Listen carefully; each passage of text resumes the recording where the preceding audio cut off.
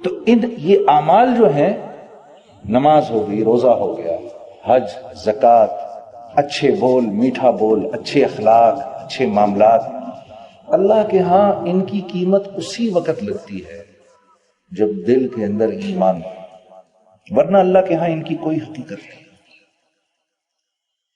تو میرا آپ کا سب سے قیمتی اثاثہ ایمان ہے۔ ابھی کچھ دن پہلے میں ایک چیز پڑھ رہا تھا کہ حضرت عبداللہ بن مسعود رضی اللہ تعالیٰ عنہ رسول اللہ صلی اللہ علیہ وسلم کے پاس آئے اور آ کر عرض کی، یا رسول اللہ، مجھے کسی نے یہ بتایا کہ فلاں آدمی کے اوپر جن چڑھا ہوا ہے، اور میں اس کی طرف گیا اور میں نے دعا کی اور اللہ کا کلام پڑھا اور اس کے اوپر پھونکا تو وہ ٹھیک ہو گیا۔ تو اللہ کے نبی مسکرائے، پوچھا عبداللہ تو نے کیا پڑھا اس کے اوپر جا کر؟ کہا یا رسول اللہ، میں نے اس کے کان کے اندر قرآن کی یہ آیت پڑھی، افحسبتم انما خلقناکم عبثا، پوری یہ آیت پڑھ دی میں اور اس کے کان میں پھونک دی۔ آپ صلی اللہ علیہ وسلم بڑے حیران ہوئے، عبداللہ بن مسعود کو دیکھا اور پھر آپ نے فرمایا، اے عبداللہ، تجھے پتہ ہے یہ آیت کیسی آیت ہے؟ اس رب کی قسم کہ جس نے مجھ کو نبی بنا کر بھیجا ہے، یہ آیت اگر یقین کے ساتھ آدمی پہاڑ پر کھڑا ہو کر پڑھے تو پہاڑ کو اپنی جگہ سے ہلا دے گا۔ اب میں یہ بات پڑھ رہا تھا اور مجھے یہ خیال آیا کہ پچھلے 4-5 سال سے کسی اللہ والے نے، کسی نیک بزرگ نے مجھے یہ کہا تھا کہ بھئی دیکھو، دن کے وقت یہ آیت پڑھ لیا کرو، دن کے شروع میں یہ آیت پڑھ لیا کرو، اللہ رب العزت تمہارے سارے دن کے کاموں کے لیے کافی ہو جائیں گے، تمہاری دعائیں قبول ہوں گی۔ تو مجھے یہ خیال آیا کہ یہ 3-4 سالوں سے تو میں اس آیت کو پڑھ رہا ہوں، لیکن میں نے کوئی اس کا افیکٹ نہیں دیکھا، نہ اپنی ذات پر دیکھا، نہ کسی اور پر دیکھا۔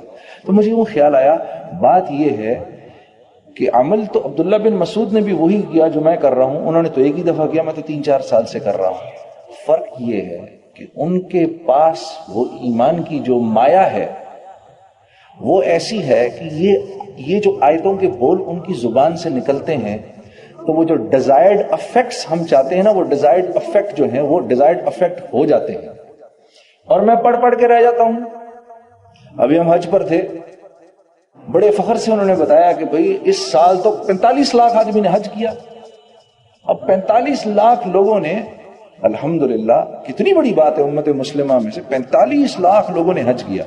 لاہور کی آبادی 45 لاکھ کی ہے، تو مکہ اتنا چھوٹا سا شہر ہے اور 45 لاکھ بندہ مکے میں، اللہ نے ان کے وہاں پر کھانے کا بھی انتظام اور پینے کا بھی انتظام، نہانے دھونے کا بھی انتظام، پانی کیسے خرچ ہوتا ہوگا، ادھر دوسری ایمنسٹیز جو ہیں ان کی اویلیبلٹی، وہ کیسے اللہ نے ایک نظام چلایا، اور وہ 45 لاکھ اللہ سے یہ دعا کرتے ہوں گے، یا اللہ مسلمانوں کو پھر سے عروج نصیب، اسلام کو عروج نصیب، یا اللہ ہماری زندگیوں کو قبول فرما۔ وہ سب کیا کیا دعائیں نہیں کرتے ہوں گے،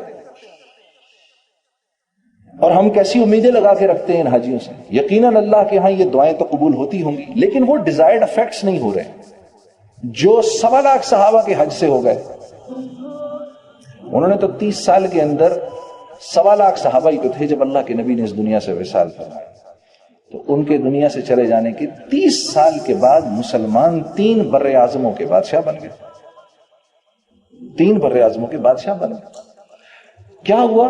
فرق کیا ہے؟ وہ ایمان کی کمی فرق ہے میرے دوستوں، اور کوئی نہیں۔ اعمال وہ بھی وہی کرتے ہیں، وہ بھی وہی کرتے تھے جو میں اور آپ کر رہے ہیں، بلکہ ہم زیادہ کر رہے ہیں۔ عبداللہ بن مسعود ایک دفعہ تابعین کی ایک جماعت بیٹھی ہوئی تو ان سے فرمانے لگے، اے تابعین کی جماعت، آج تم لوگ روزے بھی زیادہ رکھتے ہو، نماز بھی زیادہ پڑھتے ہو، قرآن بھی زیادہ پڑھتے ہو۔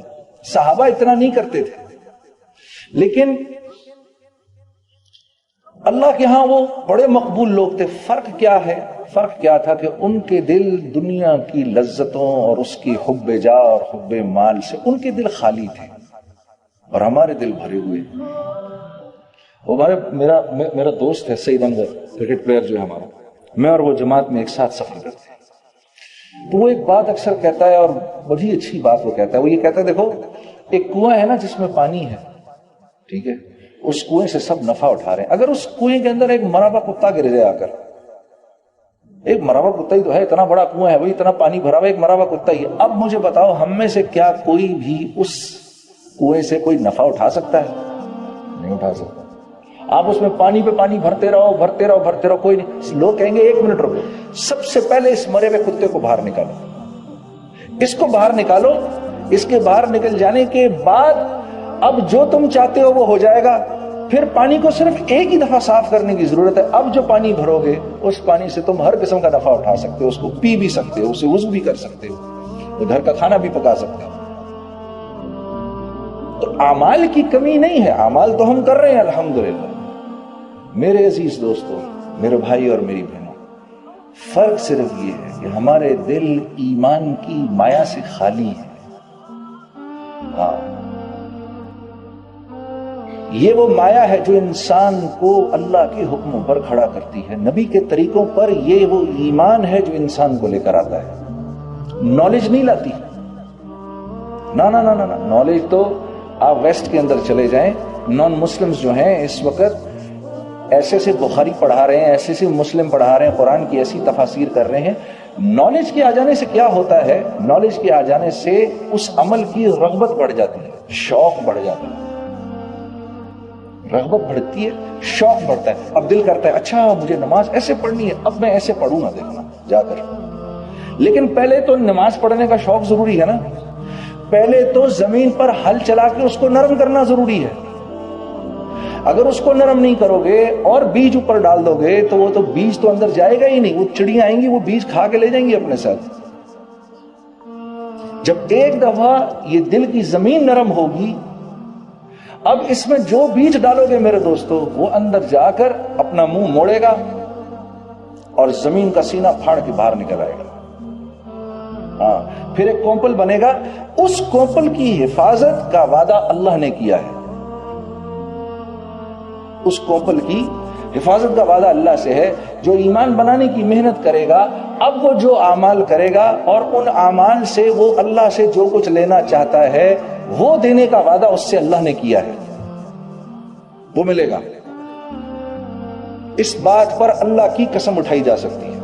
اور اگر ہم نے 10% بھی کر لیا جو صحابہ کرتے تھے, 10%, اگر ہم نے 10% محنت بھی کر لی جو صحابہ نے کی, تو ہمیں جو اس کا اجر ملے گا وہ صحابہ سے 50 گنا زیادہ ملے گا. کیونکہ ہم کمزور ہیں. 1400 سال ہو گئے ہمارے نبی صلی اللہ علیہ وسلم کو اس دنیا سے پردہ فرمائے ہوئے. ایمان کس کو کہتے ہیں؟ کسی کی ذات پر ایسے اعتبار کر لینا کہ پھر اس کی بات کو سچا مان کے پھر اس کے پیچھے چلنا, یہی ایمان ہے. ہاں یہ بہت ٹھیک ہے. تو سوچو کہ کیا آپ صلی اللہ علیہ وسلم کی ذات گرامی تھی کہ جس کی نظر ایک مرتبہ ایمان کی حالت میں اللہ کے نبی کے چہرے پر پڑ جائے, جس کی نظر ایمان کی حالت میں ایک مرتبہ رسول اللہ صلی اللہ علیہ وسلم کے چہرے پر پڑ جائے میرے دوستو, اس شخص کا درجہ اب ایسا ہے, اس شخص کا درجہ اب ایسا ہے کہ قیامت تک آنے والے جتنے اللہ والے, جتنے غوث, کتب, ولی جتنے بھی ہیں, وہ سب مل کے بھی اس صحابی کے درجے کو نہیں پہنچ سکتے.